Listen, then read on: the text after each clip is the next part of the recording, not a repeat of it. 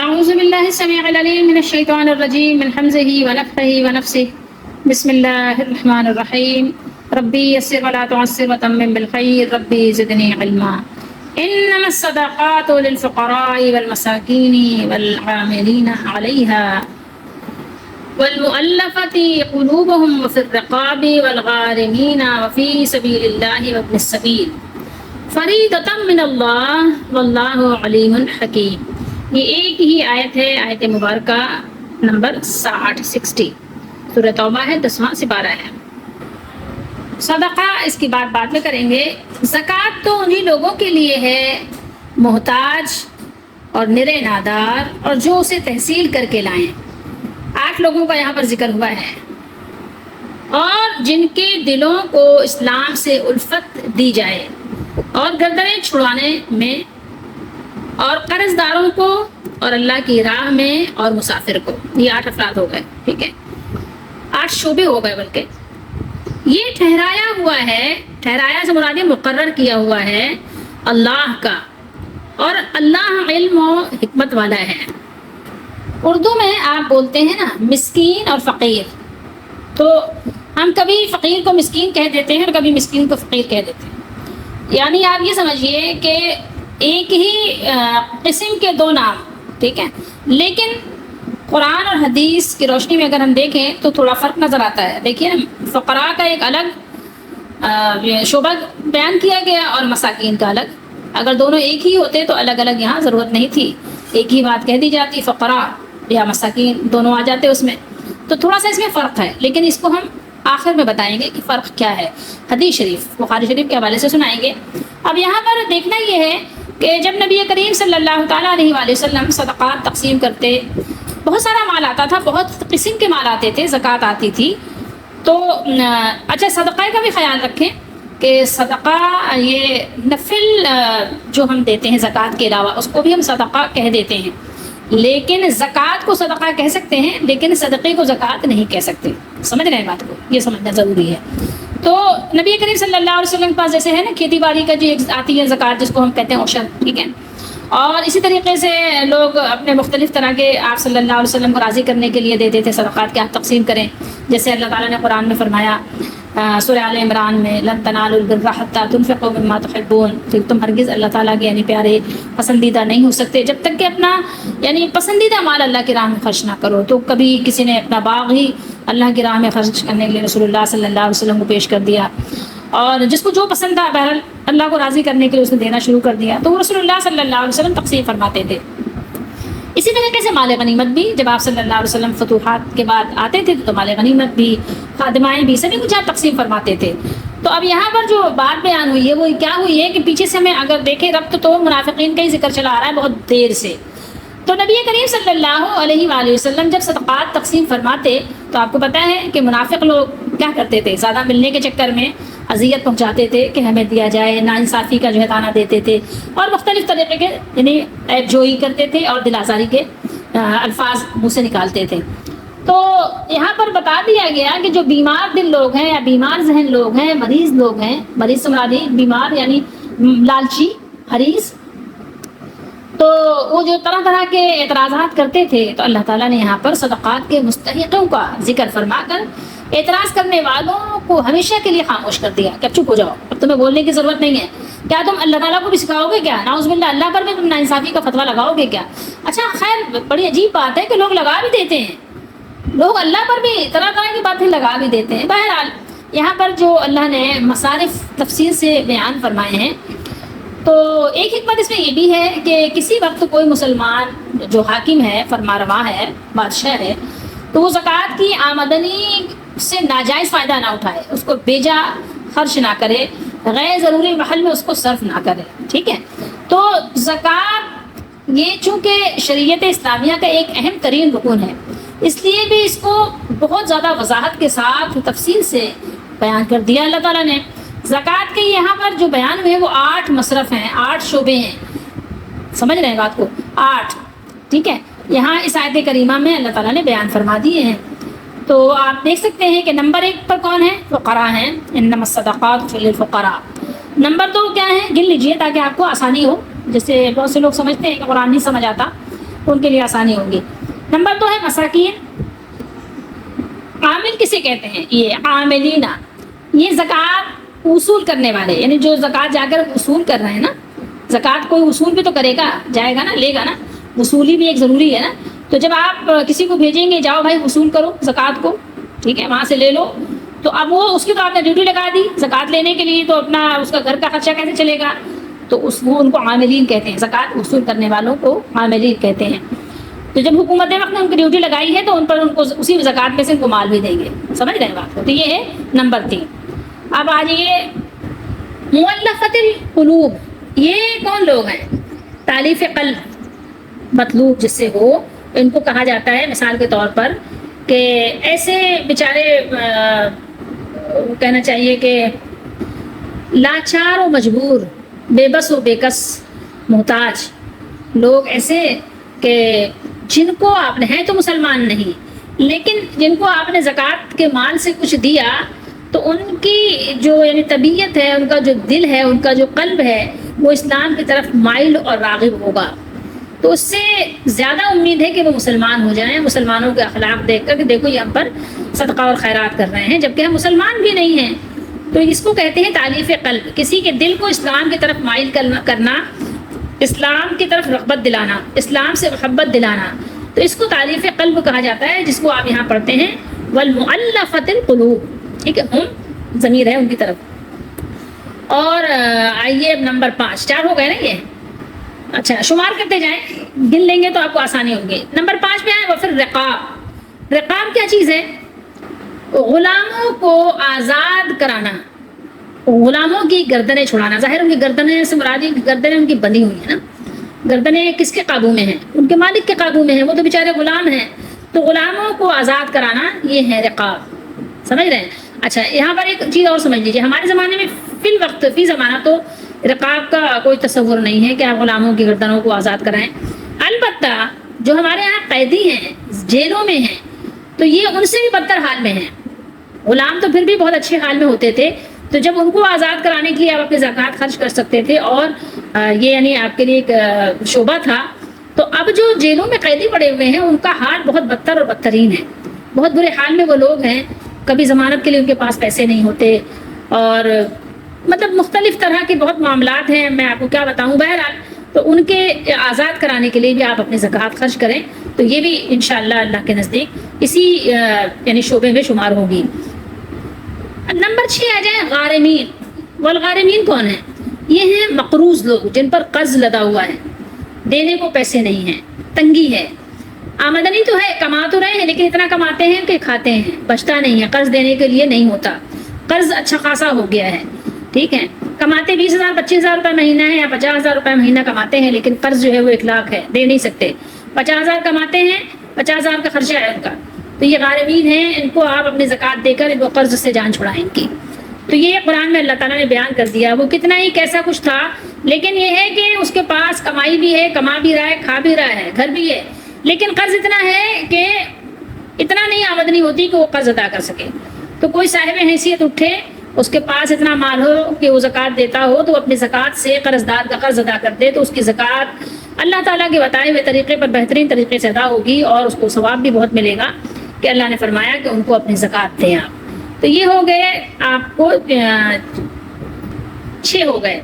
اب آئیے وفی سبیل اللہ، یہ سبیل اللہ اور وابن السبیل، اس میں فرق ہے۔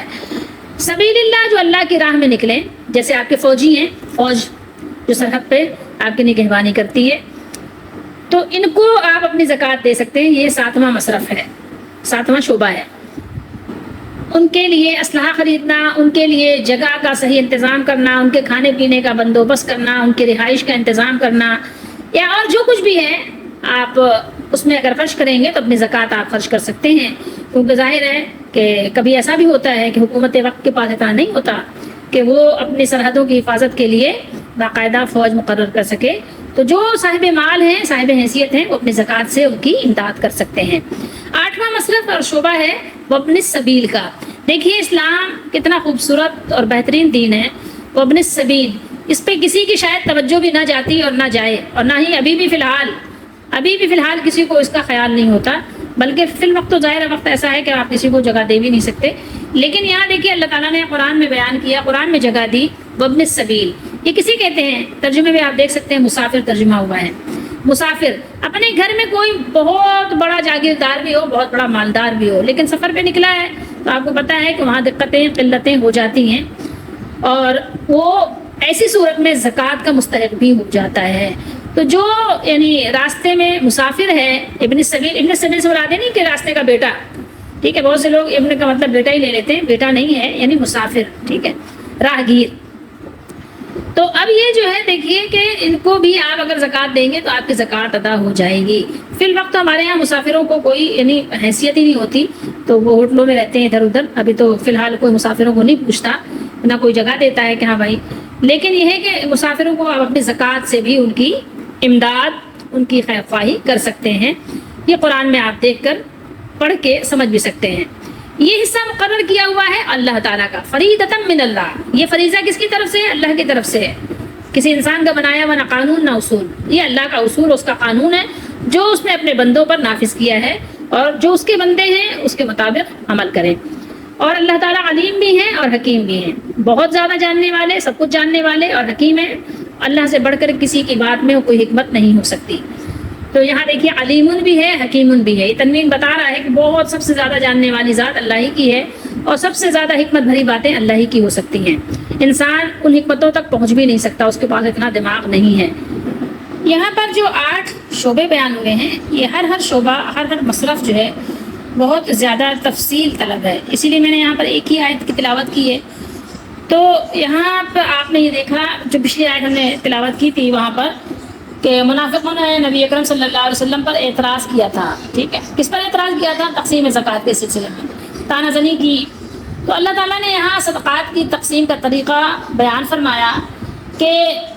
نظام جو ہے اللہ تعالیٰ نے سارا کچھ وہ اپنے ہاتھ میں رکھا ہے، تقسیم زکوٰۃ کا اللہ ہی نے اختیار دیا ہے نبی کریم صلی اللہ علیہ وسلم کا، ٹھیک ہے، اور اللہ تعالیٰ نے کسی کو اس کا حق نہیں دیا۔ تو نبی صلی اللہ تعالیٰ علیہ وآلہ وسلم جو تقسیم کرتے ہیں، جو بانٹتے ہیں، جو دیتے ہیں، وہ کس طرح دیتے ہیں، کیوں دیتے ہیں؟ اللہ کے حکم کے مطابق دیتے ہیں۔ اور باقی لوگ جو آپ صلی اللہ علیہ وسلم کے بعد آئیں گے، ان کو بھی یہی حق ہے کہ جیسا کہ اللہ تعالیٰ نے بیان کیا ہے اسی طرح دینا ہے۔ تو کسی کو کوئی حق نہیں پہنچتا جب شریعت اسلامیہ کے مطابق تقسیم کیا جا رہا ہو تو کوئی اپنا منہ کھولے۔ اور پھر اللہ تعالیٰ نے کہ کسی کو یہ حق نہیں ہے کہ زکوٰۃ کا مال اپنی مرضی سے جہاں چاہے خرچ کر دے، بلکہ حق یہ ہے کہ جیسا اللہ تعالیٰ نے حکم دیا ہے اسی طریقے سے خرچ کیا جائے۔ یہ اختیار اللہ نے کسی کو نہیں دیا کہ اللہ تعالیٰ کے دین میں کوئی اپنی مرضی شامل کرے۔ تو یہاں پر اللہ تعالیٰ نے بیان کر دیا کہ کس کو زکوٰۃ دینی ہے اور کیسے دینی ہے۔ یہ جو چیزیں یہاں نہ ملیں آپ وہ سنت میں دیکھ سکتے ہیں، صحابہ کا عمل دیکھ سکتے ہیں۔ اب یہ دیکھتے ہیں کہ صدقہ کو صدقہ کیوں کہتے ہیں، اس کو بھی دیکھ لیتے ہیں۔ یہ چیزیں دیکھنا ضروری بھی ہیں، بہت سے لوگوں کو ہوتا ہے تجسس کے ذرا معلوم ہو، پتہ چلے کہ یہ الفاظ میننگز کیا ہیں، یہ عربی ہے، قرآن تو لازمی بات ہے، ہمیں شوق بھی ہونا چاہیے کہ ہمیں معلوم ہو۔ تو صدقہ کو صدقہ اس لیے کہتے ہیں کہ اللہ کے لیے مال خرچ کرنے والا عملی طور پر اپنے ایمان کے صدق کے جانتے ہیں، سچائی، اپنے ایمان کے سچائی کا مظاہرہ کرتا ہے، اظہار کرتا ہے، ظاہر کرتا ہے کہ میں ایمان والا ہوں۔ اور یہ لفظ عام طور پر نفلی خرچ پر بولا جاتا ہے۔ آپ کہتے ہیں نا صدقہ دے دو، صدقہ اتار دو، ویسے صدقہ ہے، ٹھیک ہے، مگر کبھی فرض پر بھی اس کا یعنی اطلاق ہوتا ہے، فرض کے لیے بھی بول دیا جاتا ہے، جیسے کہ اللہ نے ارشاد فرمایا خذ اموالہم، خذ من اموالہم صدقۃ، سورہ توبہ آیت نمبر 103، کیا فرمایا؟ خذ من اموالہم صدقۃ۔ یہ آپ صلی اللہ علیہ وسلم سے اللہ نے فرمایا ہے کہ آپ ان سے زکوٰۃ وصول کیجئے۔ یہاں پہ جو یہ صدقہ ہے وہ صدقہ کیا ہے؟ زکوٰۃ کے معنی میں ہے۔ تو یہاں پر جو اللہ نے بیان کیا ہے انما الصدقات، تو یہاں پر فرض صدقات ہی مراد ہیں، وہ اور بات ہے کہ نفل کی بات ہے، لیکن یہاں پر اللہ تعالیٰ نے جو یہ 8 مصارف بیان کیے ہیں یہ خصوصی طور پر زکوٰۃ کی ہی بات ہو رہی ہے، کیونکہ نفل صدقہ تو سارا ہی صدقہ ہے، اپنے ماں باپ کو آپ دیتے ہیں وہ بھی صدقہ ہے، بچوں کو کھلاتے ہیں وہ بھی صدقہ ہے، بیوی پر خرچ کریں وہ بھی صدقہ ہے، بہن بھائیوں کو دیں وہ بھی صدقہ ہے، کوئی مہمان آئے کھلائیں وہ بھی صدقہ ہے، کسی کے ہاں گفٹ اور تحفہ تحائف دیں وہ بھی صدقہ ہے۔ تو صدقے کی جو فہرست ہے بہت لمبی ہے، لیکن یہاں جس صدقے کی بات ہوئی ہے وہ فرض کی بات ہوئی ہے کہ یہ آیت کے حصے میں اللہ نے بیان کر دے فریدۃ من اللہ، یہ فرض کیا ہوا ہے اللہ کی طرف سے نا. اور لیکن نفل صدقہ جو ہوتا ہے وہ کبھی فرض نہیں ہوتا، نفل کے درجے میں ہوتا ہے، اس کو آپ فرض نہیں کہہ سکتے نا، آپ جانتے ہیں یہ بات.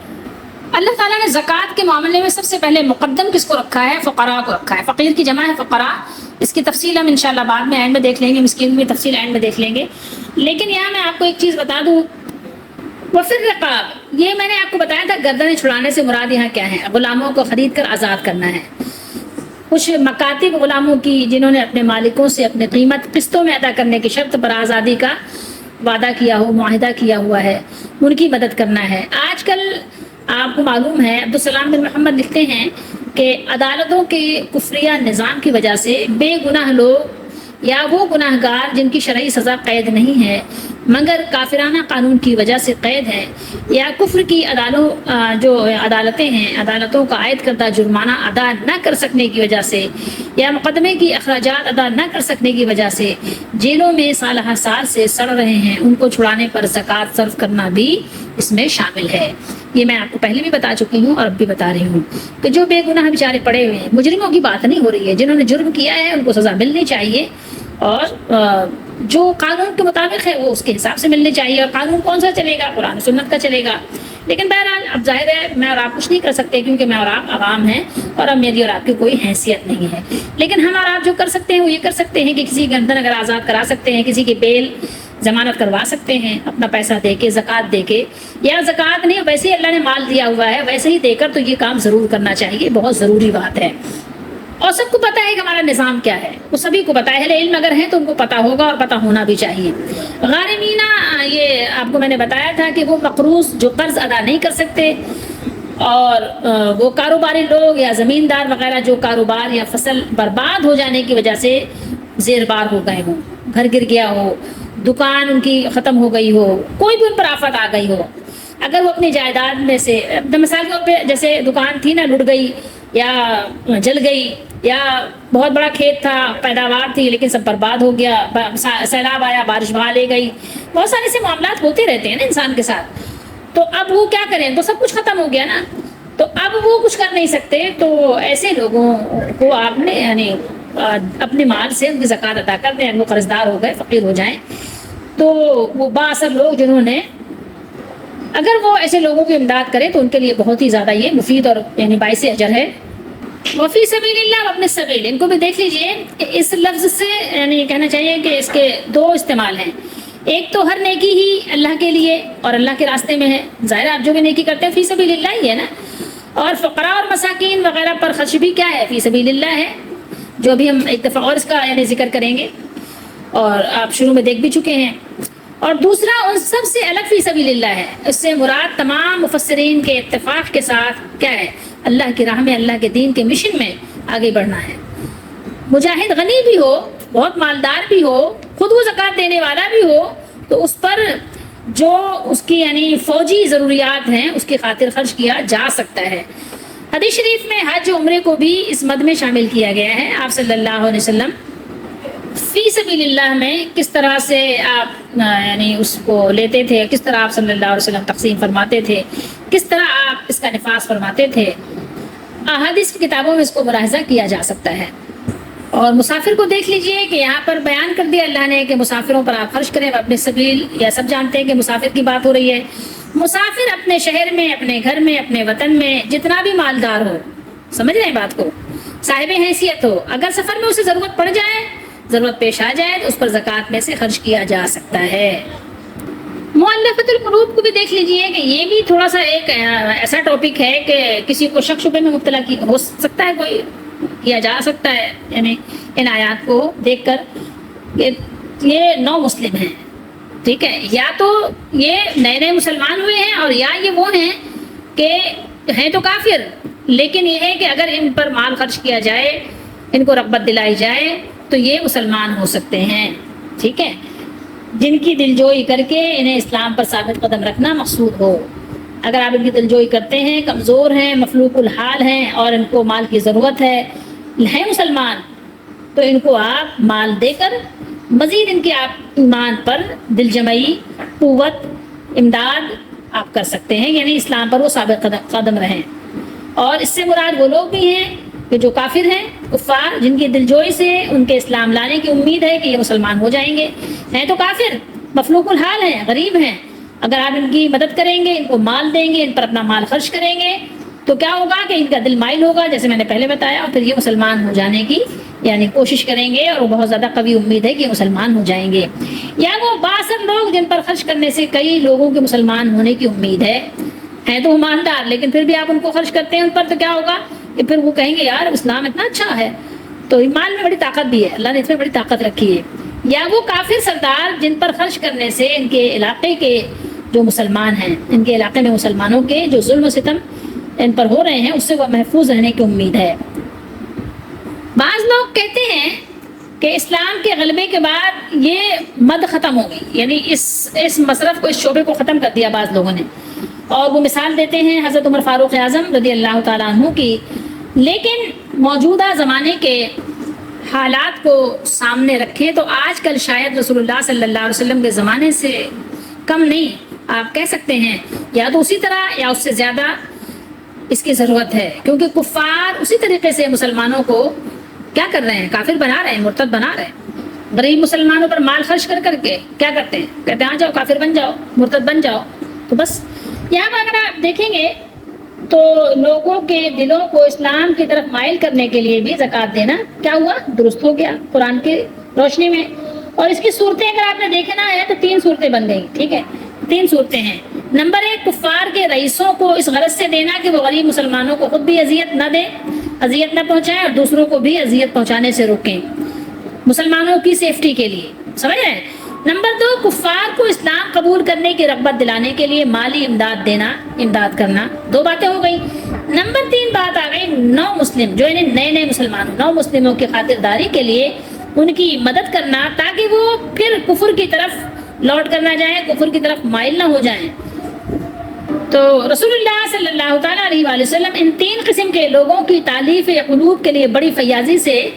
مال ادا کیا کرتے تھے، مال دیا کرتے تھے۔ اور جمہور علماء کے نزدیک اب یہ کسی وقت اس طرح خرچ کرنے کی ضرورت پڑے تو خلیفہ وقت کو اجازت ہے، اور عوام الناس اپنے طور پر اگر کرتے ہیں تو ان کو بھی اس بات کی اجازت ہے۔ ظاہر ہے عوام تو اپنے حساب سے کر رہے ہیں نا، حکومت اپنے حساب سے کام کر رہی ہے، عوام اپنے حساب سے کام کر رہے ہیں۔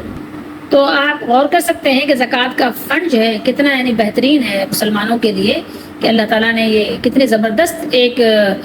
اسلام کا اللہ تعالیٰ نے بہترین شعبہ رکھا ہے زکوٰۃ کے حساب سے، کہ آپ زکوٰۃ کے فنڈ سے آپ اس طرح سے فنڈنگ کریں۔ بخاری شریف میں حدیث نمبر ہے 1478، یعنی 1478،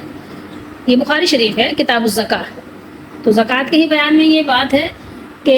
کچھ لوگوں کو آپ صلی اللہ علیہ وآلہ وسلم اس لیے عطا فرماتے تاکہ اس کا اسلام پختہ ہو جائے، پختہ،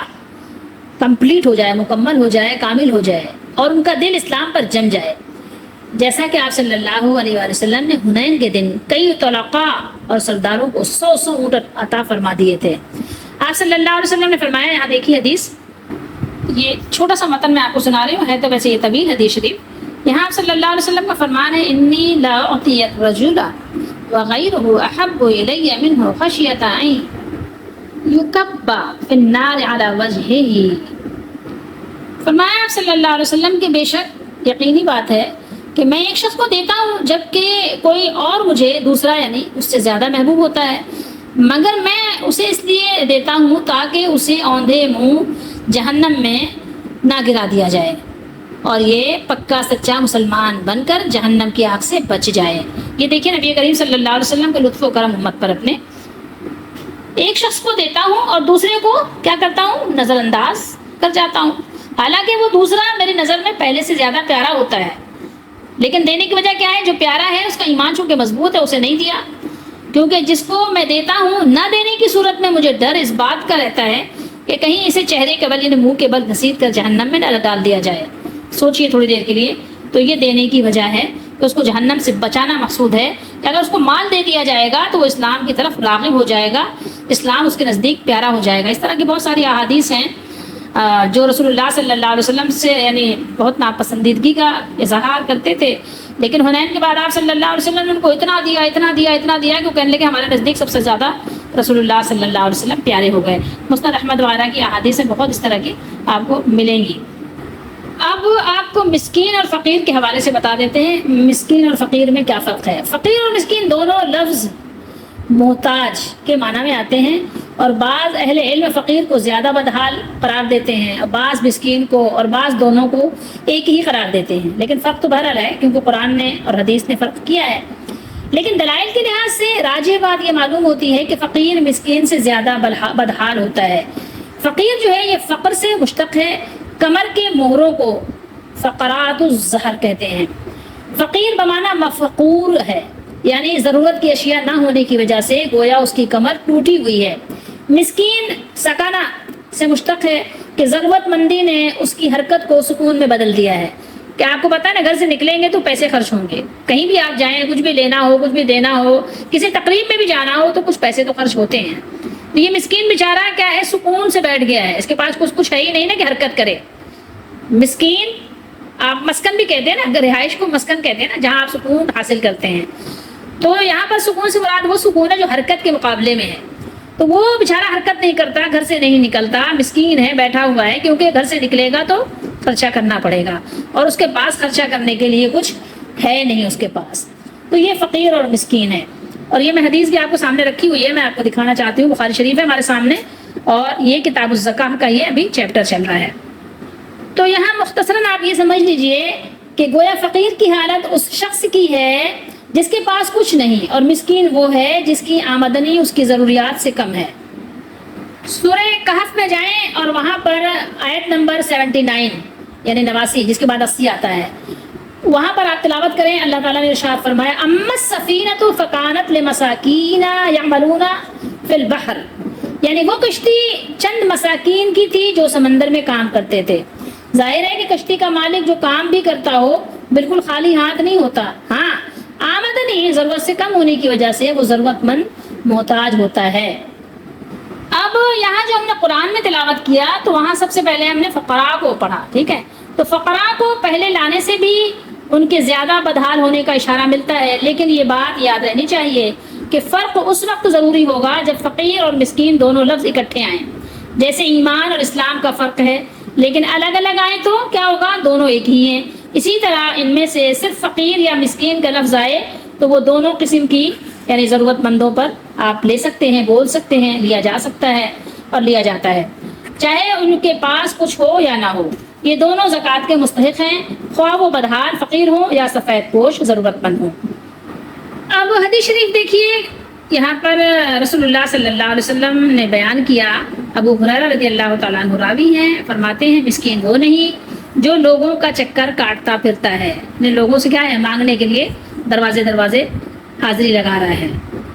تاکہ اسے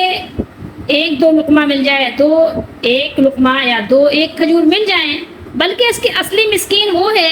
جس کے پاس اتنا مال نہیں کہ وہ اس کے ذریعے سے بے پرواہ ہو جائے، اس حال میں بھی کسی کو معلوم نہیں کہ کوئی اسے صدقہ ہی دے دے، اور نہ وہ خود ہاتھ پھیلانے کے لیے اٹھتا ہے۔ یعنی مسکین کی یہاں پر آپ صلی اللہ علیہ وسلم نے تعریف بیان فرمائی کہ مسکین کہتے کسے ہیں۔ تعریف سے مراد وہ نہیں جو برائی کے مقابلے میں ہو، تعریف سے مراد یہاں پر یہ پہچان۔ لیس المسکین الذی یطوف علی الناس ترده اللقمۃ واللقمتان، لقمتان یہاں فرمایا، یہاں پھر تمر کا ذکر کیا، بہرحال یہ اللہ کے نبی صلی اللہ علیہ وسلم کا فرمان ہے۔ اور پھر حضرت ابن عباس رضی اللہ تعالیٰ عنہما وغیرہ فرماتے ہیں کہ فقیر سے مراد وہ محتاج ہے جو لوگوں سے سوال نہیں کرتا، اور مسکین وہ ہے جو لوگوں کے پاس آئے جائے، ٹھیک ہے، تو یہ ہے۔ لیکن اللہ کے نبی صلی اللہ علیہ وآلہ وسلم کے فرمان کے مطابق مسکین وہ ہے جو اپنے گھر میں سکون سے بیٹھا ہوا ہے، نہ کسی سے سوال کر رہا ہے اور نہ لوگوں کو پہچان ہی ہو رہی ہے کہ لوگ اس کو دیں۔ تو قرآن میں بھی بیان ہوا ہے کہ وہ لوگوں سے لپٹ لپٹ کر الہا زاری کر کے مانگتے نہیں ہیں، لیکن یہ کہ آپ ان کی شکل دیکھیں گے تو آپ ان کی شکلوں سے پہچان لیں گے کہ ہاں یہ ضرورت مند ہیں۔ اور اسی کے ساتھ یہ بات بھی جان لینا ضروری ہے کہ اللہ کے نبی صلی اللہ تعالیٰ علیہ وآلہ وسلم نے مانگنے کو بہت ہی ناگوار اور ناپسندیدہ قرار دیا، بالکل بھی پسند نہیں فرمایا کہ کوئی کسی سے سوال کرے، منائے، اور بالخصوص وہ لوگ جو ضرورت مند نہ ہوں اور پھر بھی وہ ضرورت مندوں کا حق مارنے کے لیے لوگوں سے منائے، سوال کریں، تو اللہ کے نبی نے فرمایا کہ قیامت کے دن وہ ایسے آئیں گے کہ ان کے چہرے پہ گوشت بھی نہیں ہوگا،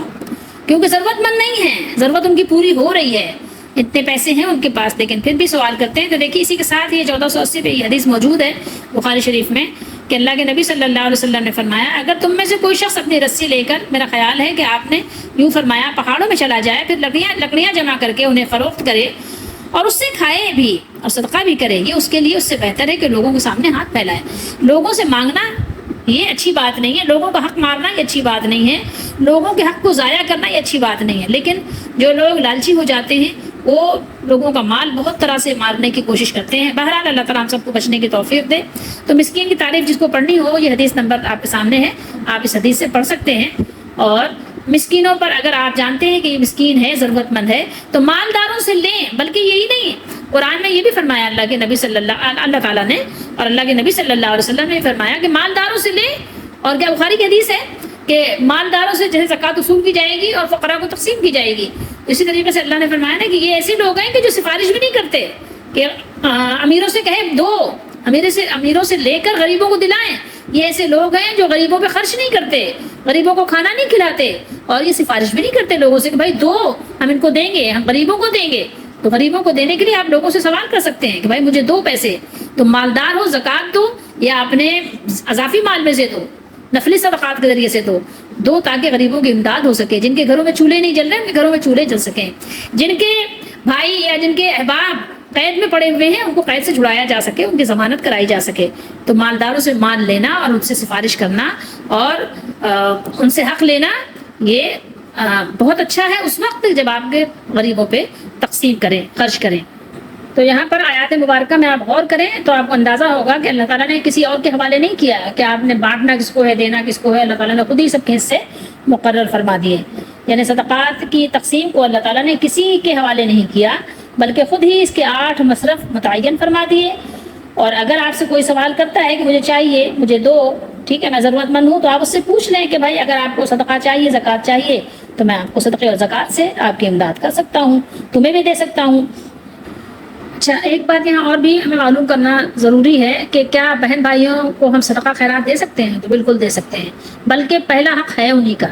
اگر آپ کی بہن، آپ کے بھائی، آپ کے چچا، آپ کی پھوپھی، آپ کے ماموں، آپ کے خالہ یا ان کے بچے ضرورت مند ہیں، تو سب سے پہلا حق ان کا ہے، ان کو دیں، کیونکہ وہ آپ کے قریبی ذی القربیٰ میں بھی آتے ہیں۔ اور اگر وہ فقیر ہیں تو اور زیادہ مستحق ہیں، اگر وہ امیر ہیں تو پھر بھی آپ نے ان کو کچھ نہ کچھ دینا ہے، ان کی دل جوئی کرنا ہے۔ اور اس طرح آپ نے جو تلاوت کیا، پڑھا، یہاں سنا، اس سے ایک آپ کو یہ بات بھی معلوم ہوئی کہ مالداروں کے مال میں سے